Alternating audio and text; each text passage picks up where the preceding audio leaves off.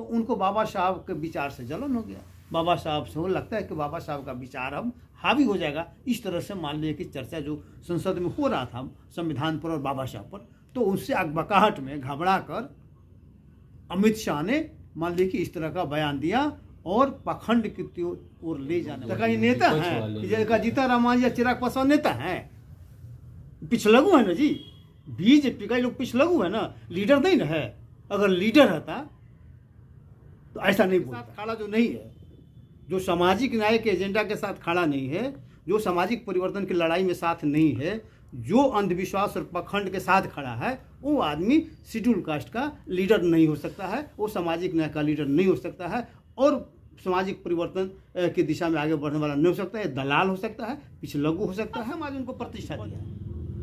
वो तो 40 साल 50 साल के बाद जब लोग जाना, जब काशीराम ने बताया, तब ना बाबा साहब को लोग जानने लगा। और बाबा साहब आज के तारीख में सबसे ज़्यादा लोकप्रिय हैं। बाबा साहब के सामने गांधी हैं, बाबा साहब के सामने नेहरू हैं, बाबा साहब के सामने राजेंद्र प्रसाद हैं। उस समय के जो बड़े बड़े लीडर थे आज बाबा साहब के सामने कहीं टिकते हैं। जो है टिप्पणी किया गया है, तो क्या लगता है अमित शाह जी का जो टिप्पणी से आप क्या इससे अर्थ लगा?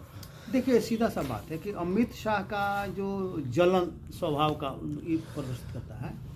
उनके जो नेता हैं जिनको वो आदर्श मानते हैं, आदर्श सावरकर को मानते हैं, उनका कहीं कोई नाम लेवा है नहीं। वो जिसको बढ़ चढ़कर आगे करते हैं, नाथूराम गोडसे उनका मान ले का आदर्श है, सावरकर मान ले कि हैं, उनका कोई नाम लेवा है नहीं।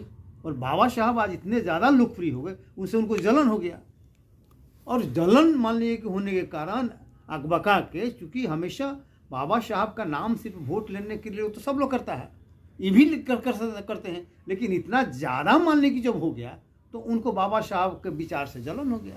बाबा साहब से वो लगता है कि बाबा साहब का विचार अब हावी हो जाएगा। इस तरह से मान लीजिए कि चर्चा जो संसद में हो रहा था संविधान पर और बाबा साहब पर, तो उससे अकबकाहट में घबरा कर अमित शाह ने मान लीजिए कि इस तरह का बयान दिया और पखंड की ओर ले जाने वाला बयान दिया।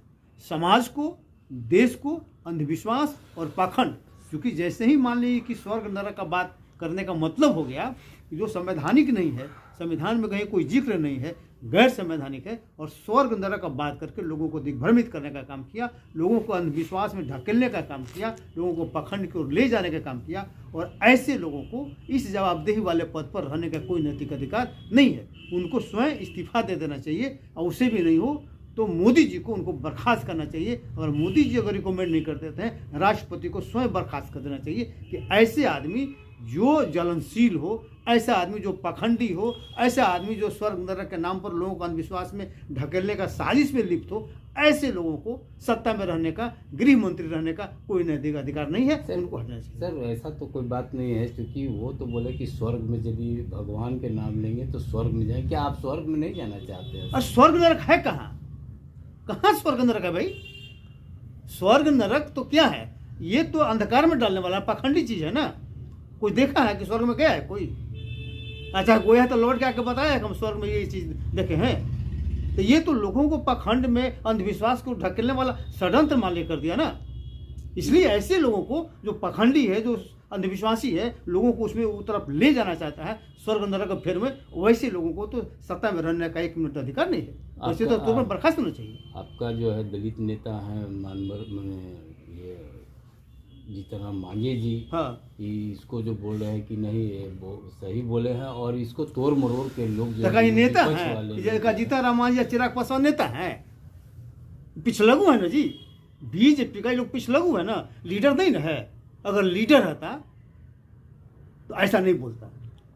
पिछलगू है कि दो चार को सीट के लिए उसके सामने मान लीजिए कि लोग अपना सिर झुकाए हुए हैं। आप लोग कितना आक्रोश आ रहा है सर? हाँ, और बड़े बड़े नेता हैं जो आपका चिराग दलाल है, नेता नहीं, चमचा है, चमचा है, दलाल है, नेता है ही नहीं, वो चमचा है। कैसे दलाल हो सकते हैं सर? वो पद के लिए कोई को पद मिला हुआ है। मुख्यमंत्री का मान लीजिए कि यहाँ पर उनका बेटा बना हुआ, अपने बने हुए हैं, अपने पुतोहू को बना दिए, अपने समधिन को बना, तो कौन सी नेता है वो तो कहते हैं दलित का नेता। दलित नेता नहीं ना, हमारे कहने से कौन सी होगा? समाज क्या कहता है? दलित समाज में इंटेलेक्चुअल वर्ग के लोग क्या कहता है, जिसको कोई लोभ नहीं है, बुद्धिजीवी वर्ग के लोगों ने उनके खिलाफ तो आक्रोश मार्च निकाला ना, उसका पुतला दहन किया ना। पॉलिटिकल लोग तो नहीं था वो। आप कह रहे हैं कि सर बीजेपी का ब्रोकर है। हाँ, पासवान को दलित समाज जो अभी है चिराग पासवान को लोग पासवान मानते हैं कि नहीं ये हमारा नेता है। जीतनराम मांझी नहीं को नहीं ये लोग देखिए मानते देखिए हैं कि नेता, मेरा देखिए नेता है। नेता चूंकि आप कैसे कर रहे हैं नहीं, कि नेता ये इसलिए मानता है कि जाति का है ना, वही तो इन लोगों का खेल है। सांकेतिक रूप से जाति के लोगों को आगे करके और उसको वोट को हड़पने का साजिश रहता है। लेकिन सब लोग समझ रहे हैं ना धीरे धीरे। इस इशू पर तो पूरी तरह एक्सपोज मान ले कि हो गया ही। समझ रहा है तो फिर भी तो उन्हीं को ले कहाँ वोट दिया आपकी, कहाँ हुआ? उनको वोट नहीं मिला पासवान का। आपकी 5 सीट ऐसे ही जीत गए। पासवान के चलते जीत गया, पासवान वोट नहीं दिया उनको। अब आपको बता रहा चिराग को ना ना ना, पासवान वोट उनको देने के लिए तैयार नहीं है। अब हो गया उनका खेल, अब खत्म। रामविलास जी का दूसरा बात था। रामविलास पासवान कभी भी इश्यू के साथ समझौता नहीं करते थे, अड़ जाते थे वो किसी से। तो ये आदमी अड़ता कहाँ है? ये आदमी भाग जा रहा है। तो इसलिए ये लोग नेता है ही नहीं, ये लोग पिछलगू है, चमचा है, जो आप कह लीजिए, जो है लीडर नहीं। मैंने ये लोग जो है सोशल जस्टिस के एजेंडा के साथ खड़ा जो नहीं है, जो सामाजिक न्याय के एजेंडा के साथ खड़ा नहीं है, जो सामाजिक परिवर्तन की लड़ाई में साथ नहीं है, जो अंधविश्वास और पखंड के साथ खड़ा है, वो आदमी शेड्यूल कास्ट का लीडर नहीं हो सकता है, वो सामाजिक न्याय का लीडर नहीं हो सकता है, और सामाजिक परिवर्तन की दिशा में आगे बढ़ने वाला नहीं हो सकता है। दलाल हो सकता है, पिछलगू हो सकता है। आप किनको मानते हैं कि जो सामाजिक परिवर्तन की जो बात करे या सामाजिक परिवर्तन की लड़ाई लड़ रहा हो? काशीराम थे ना, काशीराम पद पर नहीं गए ना, उसको लोग मानता है ना, बाबा साहब को मानता है ना, बाबा साहब और काशीराम लोग मानता है ना। किसको आप सर अभी वर्तमान में कोई नहीं है। अगर सिर्फ एक लड़ रहे थे, फिर मायावती वो लड़ रही है, या फिर एक्सटेंडली हुए, चाहे अमित शाह का मामला हो या चाहे पहले मान लीजिए कि जो वर्गीकरण का मामला हो। चंद्रशेखर भी आजाद तो आया है सर, ये भी चंद्रशेखर आजाद तो उसका पक्ष में बोला है। चंद्रशेखर आजाद तो उनका वो चीज नहीं है। इसीलिए ये लोग तो है ही नहीं जल्दी। खासकर जीतनराम मांझी और चिराग पासवान तो इस समाज के नाम पे एक तरह से कलंक वाले के लोग हो गए। तो जब आप कहते हैं कि कलंक है तो फिर इसको बहिष्कृत क्यों नहीं समझ? करेगा समाज, करेगा, समझेगा तो करेगा। अभी दिक्कत हो रहा है, अभी लोग नहीं समझ रहा है। अभी समझ रहा है कि यही चल रहा है। अभी क्या हो रहा है कि चाहे बीजेपी हो, चाहे कांग्रेस हो, चाहे आरजेडी हो, चाहे जदयू हो, ये कहता है कि कुछ आपको विधायक में सीट दे दिए, आप लड़िए, जीतिए, ऐश मौज करिए। इतना ही कोई लोग समझता है कि सोशल जस्टिस हो गया, जबकि डॉक्टर अंबेडकर का सोच दूसरा था। डॉक्टर अंबेडकर का ये कहना था कि हमको तुम्हारा कुछ नहीं चाहिए। ये लोग चाहता है कि तुम नौकर बन के रहो, विधायक बनो, मेरा दलाली करो, मेरा माले हरवाही करो, तुमको पर्सनल वे में जो भी सुविधा लेना हो तुम ले लो, समाज की बात मत करो। और समाज की बात तो करेगा तो तुमको निकाल बाहर करेंगे। ठीक है, यही माले की सभी पार्टियों में है, चाहे कोई पार्टी। 2025 का चुनाव विधानसभा होने वाला है सर। आप अभी किसको नेता मानिएगा? चिराग को?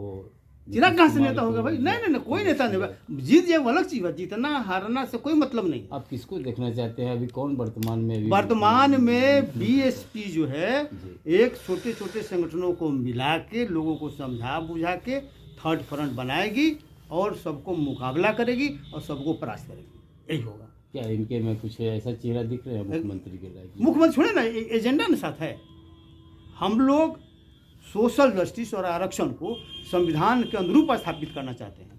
जो संविधान जो कहता है, बाबा साहब का सिद्धांत है, उसके अनुरूप निर्णायक प्रतिनिधित्व हमको चाहिए, सक्षम प्रतिनिधित्व चाहिए। नाम के लिए गिनती वाला प्रतिनिधित्व हमको नहीं चाहिए, क्योंकि सारी पार्टियां गिनती के लिए दे रही है। हमको प्रतिनिधित्व मालिक चाहिए, हमको निच्छा का मालिक। आपके यहाँ भी तो बहुत सारे बहुजन समाज पार्टी के लोग 6 विधायक जीते हैं, फिर ये लोग भाग जाते हैं। आखिर ऐसा क्या करिएगा? वो सिचुएशन है वही ना।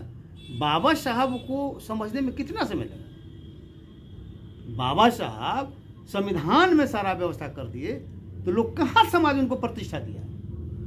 वो तो 40 साल 50 साल के बाद जब लोग जाना, जब काशीराम ने बताया, तब ना बाबा साहब को लोग जानने लगा। और बाबा साहब आज के तारीख में सबसे ज़्यादा लोकप्रिय हैं। बाबा साहब के सामने गांधी हैं, बाबा साहब के सामने नेहरू हैं, बाबा साहब के सामने राजेंद्र प्रसाद हैं। उस समय के जो बड़े बड़े लीडर थे, आज बाबा साहब के सामने कहीं टिकते हैं? नहीं टिकते हैं। उसी तरह से जैसे मान लीजिए काशीराम जी, काशीराम किसी पद पर तो नहीं रहे, राज्यसभा में MP यही न रहे, लेकिन आज काशीराम को जितना नेम फेम हो रहा है उतना दूसरे को हो रहा है, इसलिए कि जो सामाजिक परिवर्तन के लड़ाई लड़ता है बाद में दिखाई देता है।